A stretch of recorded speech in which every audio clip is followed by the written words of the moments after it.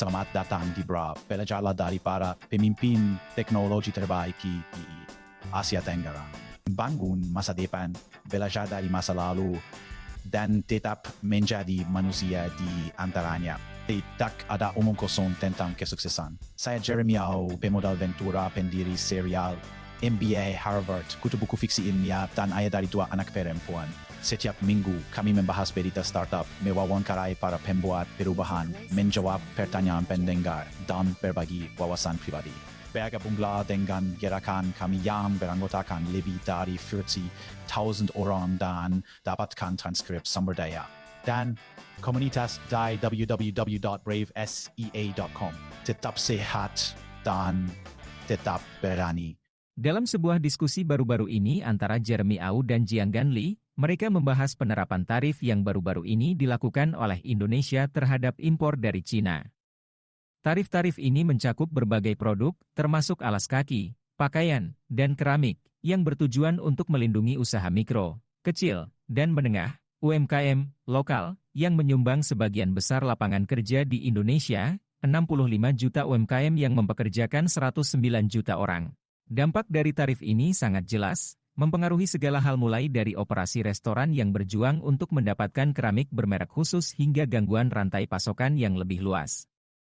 Langkah Indonesia ini merupakan bagian dari tren yang lebih besar yang diamati secara global, dengan negara-negara seperti Brasil yang menerapkan kuota untuk produk baja dan Afrika Selatan yang memberlakukan tarif untuk panel surya.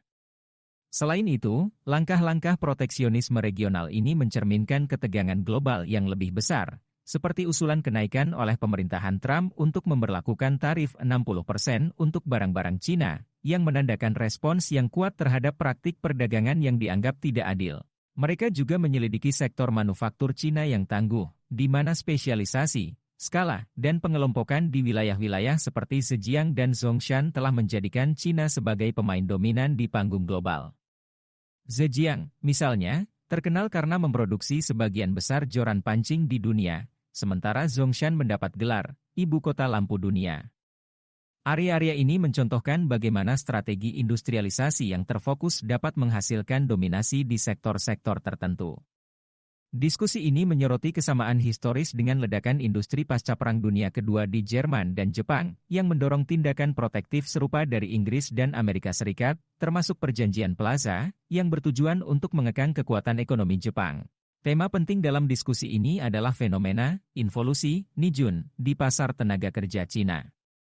Istilah ini menggambarkan sebuah lingkungan di mana persaingan sangat ketat sehingga menyebabkan kelelahan tanpa adanya peningkatan kesejahteraan atau produktivitas.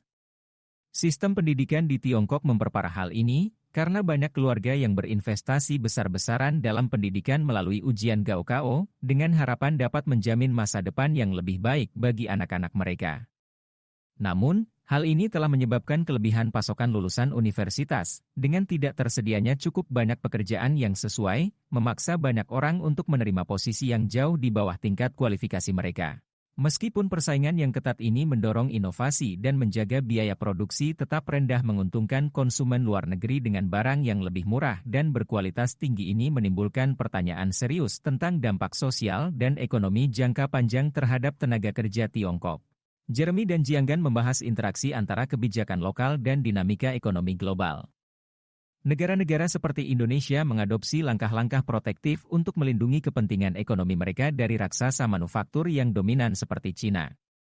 Pada gilirannya, langkah-langkah ini memengaruhi hubungan perdagangan global, negosiasi ekonomi, dan bahkan struktur sosial internal negara-negara yang terlibat dalam pertukaran ini.